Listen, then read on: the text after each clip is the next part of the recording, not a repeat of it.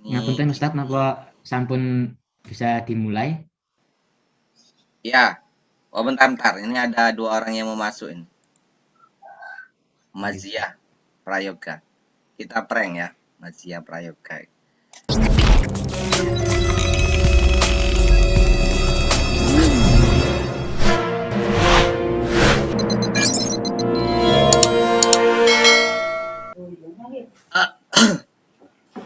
Oke. Bismillahirrahmanirrahim. Assalamualaikum warahmatullahi wabarakatuh. Waalaikumsalam Waalaikumsalam warahmatullahi wabarakatuh. Husni masih ngantuk itu, masih angop. Masih ngantuk ini, wajah-wajahnya ngantuk semua ini. Karena terlalu pagi ya. Atau dirubah aja jamnya. Boten. Hah? Dirubah nggak jamnya? Gak usah ya. Oke. Gimana, sehat semua? Alhamdulillah sehat. Alhamdulillah, Alhamdulillah sehat sehat Ustaz. ya Ustaz. Oke, yang penting sehat. Syukur Ustaz. Sudah lama ya kita tidak bersua. Sudah 2 minggu ya? 3 minggu. 2 minggu Ustaz. Oh, 2 minggu. Liburan ya. Tapi kayaknya corona itu libur terus. Jadi kalian kok masih minta libur aja kemarin. Tapi ya sudah lah ya. Karena tanggal merah, ya eta-eta libur itu. Oke, baiklah. Sebelum kita mulai, terlebih dahulu kita bersama-sama membaca Al-Fatihah. Semoga dengan Al-Fatihah ini memberikan keberkahan bagi kita semua dan juga kita senantiasa diberikan kesehatan. Ala hazihinia wa ala kulli niatin soleha. Al-Fatihah.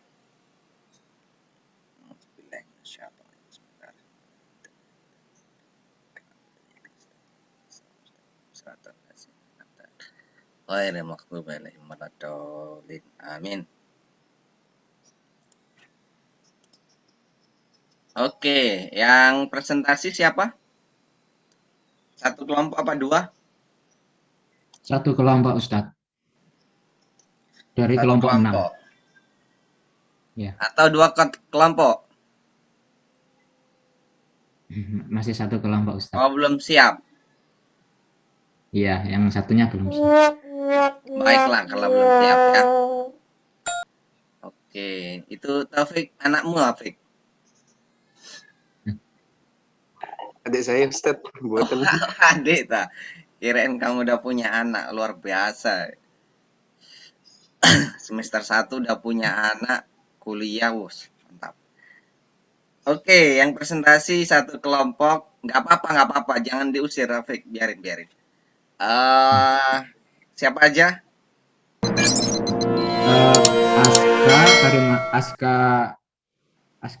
Aska, Nia sama Kotami Ustaz.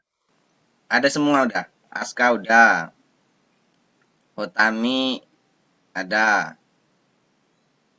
Hotami ini di mana Sama kamu, Nia Hotami? Kumalasan. Di rumah, Hotami? Nggih Ustaz, di Oh. rumah. Sama? Satu lagi? Nia Kumalasari Ustaz. Nia mana Nia? Oke. Ini Ngapunten Ustaz, napa sampun bisa dimulai? ya. Oh, bentar. Ini ada dua orang yang mau masuk ini. Mazia Prayoga. Kita prank ya, Mazia Prayoga.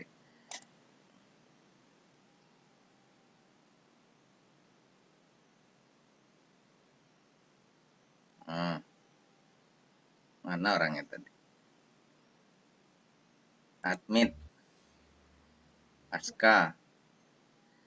Mazia Prayoga.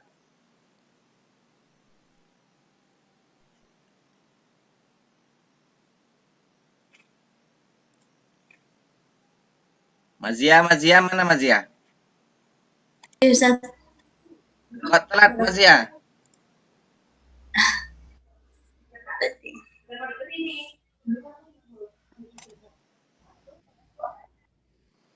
Prayoga mana?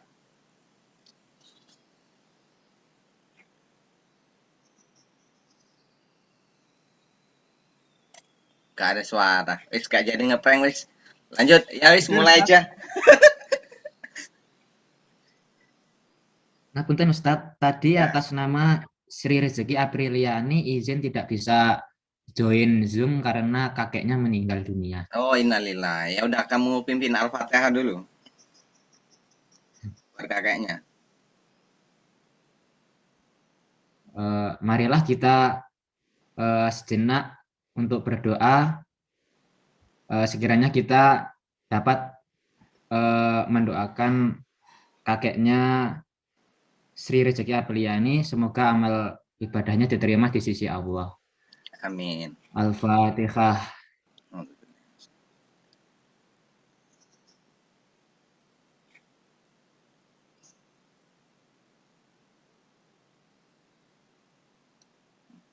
Alhamdulillah. Ya, silakan si Hotami dimulai. Ya. Assalamualaikum warahmatullahi wabarakatuh. Perkenalkan, nama saya Jamrut Khomaruzaman. Saya di sini akan memoderatori kelompok 6.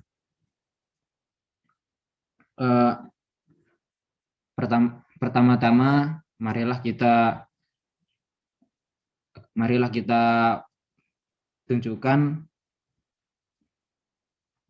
bahwa kelompok akan dimulai dari Asga Rifki Miftah yang akan menyampaikan tentang pengertian demokrasi, faktor-faktor pendukung demokrasi. Karena materi kita kali ini adalah bab demokrasi. Untuk Mas Asga Rifki Miftah, kami persilahkan untuk menyampaikan. Ya, Assalamualaikum warahmatullahi wabarakatuh. Waalaikumsalam warahmatullahi wabarakatuh. Ini saya akan menyampaikan materi tentang demokrasi. Yang pertama, pengertian tentang demokrasi. Apa itu demokrasi? Demokrasi adalah secara etimologis berasal dari kata demos yang artinya dan kratos. Jika digabungkan menjadi demokratia dari bahasa Yunani yang artinya kekuasaan rakyat. Dari pengertian ini kemudian timbullah beberapa istilah demokrasi dalam kenegaraan antara lain demokrasi konstitusional, demokrasi parlementer, demokrasi terpimpin, demokrasi Pancasila nasional, dan lain-lain. Konsep demokrasi muncul di daerah Yunani kuno dalam kehidupan bernegara dalam selang waktu abad 4 sebelum Masehi sampai abad 6 sebelum Masehi. Pada saat itu, mengaplikasikan demokrasi langsung, artinya hak rakyat untuk membuat keputusan politik dijalankan secara langsung. Yang selanjutnya yaitu faktor pendukung demokrasi. Yang pertama yaitu memiliki Dewan Perwakilan Rakyat. Anggota DPR merupakan orang-orang yang dipilih oleh rakyat yang termasuk lembaga legislatif untuk mewakili rakyat serta menyampaikan aspirasi, mengurusi negara, kekuasaan, dan kedaulatan rakyat. Yang kedua yaitu faktor pendukung yang kedua yaitu keputusan berlandaskan aspirasi dan kepentingan warga negara.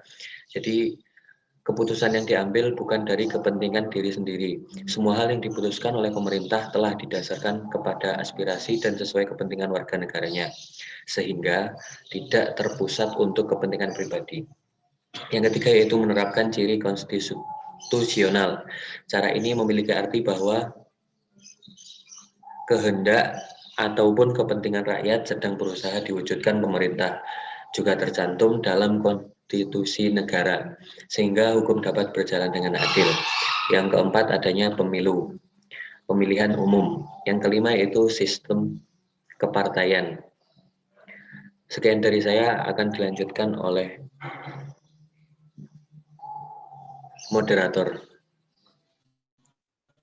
Ya, terima kasih kepada Mas Aska atas materi yang telah disampaikan. Selanjutnya akan disampaikan oleh Mbak Nia Kumalasari tentang parameter demokrasi dan demokrasi di Indonesia. Untuk Mbak Nia kami persilahkan.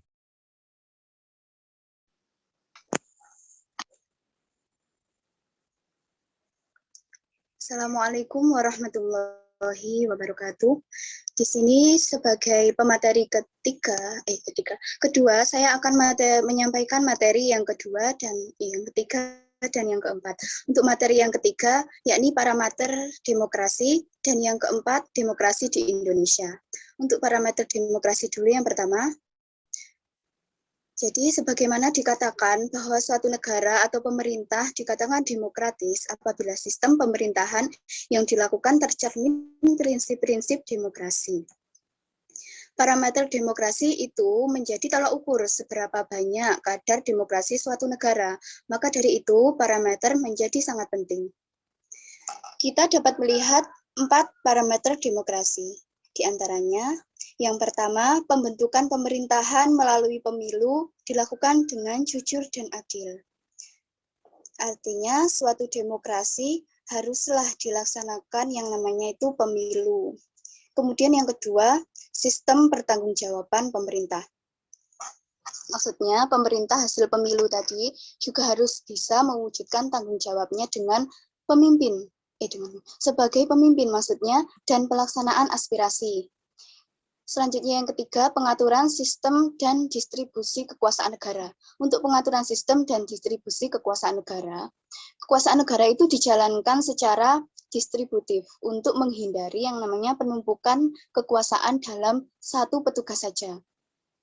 Dan yang keempat, parameternya pengawasan oleh rakyat, artinya pemerintahan tidak tertutup dalam pandangan rakyat. Untuk materi yang keempat, demokrasi di Indonesia. Demokrasi di negara Indonesia tidak sama dengan demokrasi di negara lain, karena dasar hukum Indonesia adalah Pancasila dan Undang-Undang Dasar 1945. Maka berbeda. Dan menurut Budiarjo, dalam buku Dasar-Dasar Ilmu Politik, demokrasi yang dianut di Indonesia adalah demokrasi yang berdasarkan Pancasila yang masih terus berkembang. Karena hal inilah disebut sebagai demokrasi Pancasila, yang berarti paham demokrasi yang bersumber dari kepribadian dan falsafah hidup bangsa Indonesia, yang kemudian diwujudkan berdasarkan aturan dan ketentuan pembukaan Undang-Undang Dasar 1945. Dari demokrasi yang berdasarkan Pancasila dan Undang-Undang Dasar 1945 ini, sistem pemerintahan menjadi demokratis dengan menetapkan konstitusi sebagai suatu yang paling tinggi dan ditakuti. Terima kasih kepada Mbak Nia Kumalasari atas materi yang disampaikan mengenai demokrasi di Indonesia dan parameter demokrasi. Untuk materi selanjutnya akan disampaikan oleh Mas Khotami yang yaitu tentang pendidikan demokrasi dan pemilu sebagai implementasi demokrasi. Kepada Mas Khotami Febriansyah, kami persilahkan. Baik, terima kasih kepada moderator yang sudah memberikan saya kesempatan untuk menjelaskan. Di sini saya akan menjelaskan tentang pendidikan demokrasi. Jadi, pendidikan demokrasi menurut Winata Putra dan Budiansyah adalah upaya sistematis untuk memfasilitasi warga negara agar memahami konsep, prinsip, dan nilai demokrasi sesuai perannya di masyarakat. Ada 2 hal yang perlu diperhatikan dalam mengembangkan demokrasi kini dan ke depan, yaitu kohesivitas sosial dan integrasi masyarakat. Oleh karena itu, pendidikan demokrasi secara hakiki ialah menumbuhkan sikap kesediaan berbagi dalam menghadapi persoalan yang muncul dalam masyarakat, budaya, ekonomi, politik, dan lain-lain. Sehingga demokrasi bukan semata-mata bentuk pemerintahan, tetapi juga bentuk kesediaan. Selanjutnya, demokrasi parlementer, yaitu biasa disebut juga demokrasi liberal. Demokrasi ini menonjolkan peranan parlemen serta partai-partai demokrasi. Parlemen dirasa kurang cocok bagi Indonesia karena terlalu tertutup bagi masyarakat, sehingga partai-partai politik dan penguasa mendominasi daripada aspirasi rakyat. Yang kedua, demokrasi terpimpin. Demokrasi ini dikenal menyimpang dari demokrasi konstitusional dan sedikit demokrasi rakyat. Periode ini ditandai dengan dominasi presiden, terbatasnya peran partai politik, ditambah lagi pengaruh komunis juga terus berkembang. Yang ketiga, demokrasi Pancasila. Demokrasi Pancasila dimulai sejak tahun 1966 hingga sekarang. Demokrasi ini terbagi menjadi dua periode, yaitu era Orde Baru dan era reformasi sampai sekarang. Era Orde Baru, demokrasi Pancasila termasuk demokrasi konstitusional yang menonjolkan sistem presidensial. Landasan demokrasi ini adalah Pancasila, Undang-Undang Dasar tahun 45, dan TAP MPR dan MPRS. Dalam rangka meluruskan penyelewengan terhadap Undang-Undang Dasar 1945 yang terjadi pada demokrasi sebelumnya. Namun dalam perkembangannya, peran presiden justru semakin dominan terhadap lembaga-lembaga negara lain.